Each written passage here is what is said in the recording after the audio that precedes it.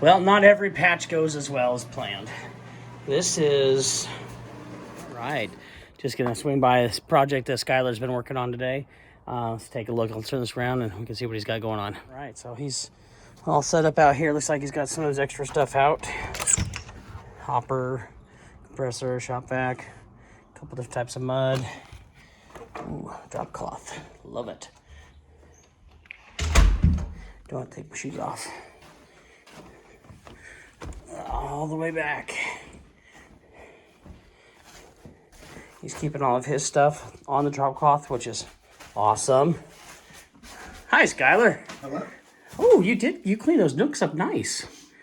Basically what Skylar's done is there was a big patch right here, and then there was a big patch right here. These two niches were kind of already there, but they look like poo. So he kind of cleaned those up real good. Because of 1, 2, 3, 4 areas of patching in such a small area, Skylar's went ahead and pretty much skimmed all of it, so it'll have just one layer of texture that will match the original work and not the 3 or 4 layers of texture that were already on it from all these ugly patches. Looking good. Yeah, you're about ready to spray, aren't you? Yeah. A little bit more cleanup on some of the corner metal, and I was trying to use the rag to wet sand a little bit, and the Durbon's different, isn't it? it's weird. Yeah, so It even mixes different. yeah, we don't normally use Durabon hot mud, but that's what our local lumber yard around here sells, and Home Depot is at least 45-minute to an hour drive. The Durabon doesn't wet sand quite as well as we like the Hamiltons, but it's what we've got, and so Skylar's having to kind of adapt and figure it out. So we'll get this turned off, let him finish up spraying it, and I'll put a couple pictures of his spray job once he's all done cleaned up. He'll send me some pictures of the wrap up. So yeah, there we go. And to my surprise, I did not get the glorious finished pictures I was expecting. We ran into a problem. Let me break this down a little bit for you. Well, not every patch goes as well as planned. This is a contaminated wall. Sink's right here. Plug-in is right there. Shower's around the corner. I am thinking that this wall got a overspray of some kind of a chemical, whether it was a cleaning product from the shower, a perfume, makeup product from somebody getting ready, hairspray or whatever. But we did not seal the wall before we started mudding on it, and we used USG Durabon, the brown bag. I've had problems with Durabon being a little bit weird in the past, but this is pretty extreme. It floated out and it looked great when we were mudding it. However, once Skylar put the moisture on it from the texture, it immediately started bubbling up. We see that sometimes after you paint new drywall, if you have a blister behind the tape or whatever, but this one is just extreme.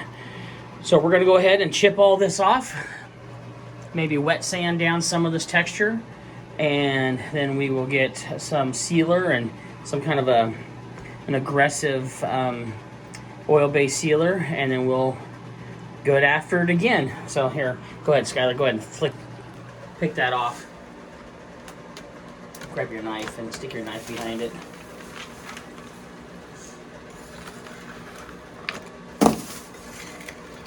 So dramatic.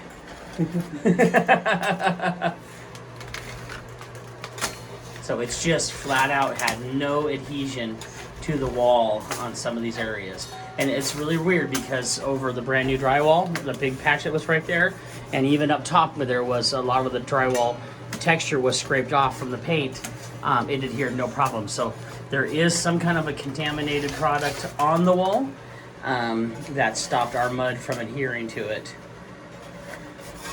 Yeah, so all right, so now you've seen what we're gonna have to do.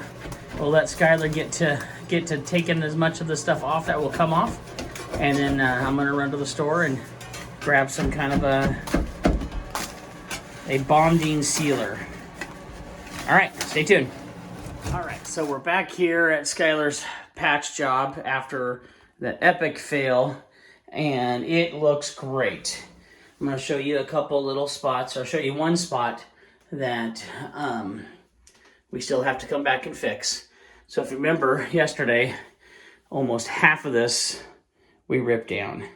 And then with the primer and everything, it's really good. However, we've got one spot that I think Skylar missed.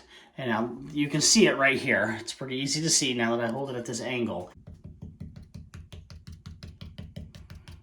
So that's that hollow sand. That's where the actual drywall compound, the hot mud, has separated from the wall, and it's leaving a little bit of a void behind it.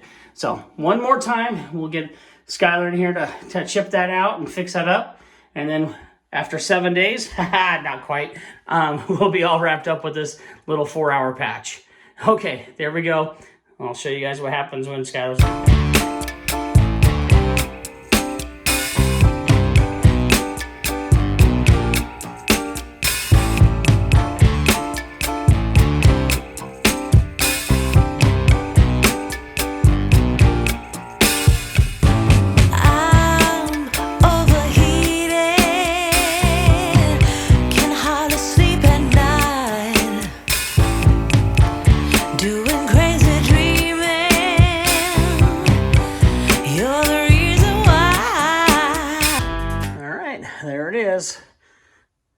So all wrapped up. Got a little bit of discoloring in there just because of the thickness of the mud and some of the paint and primer, and it's just not drying the same. So that's what that discoloration comes from. And you can see where Skylar chose to end the texture. This line is a really soft start and stop line for the two different types of texture. So it should be really hard to notice when they do the paint touch up. So there we go. Nice job, Skylar.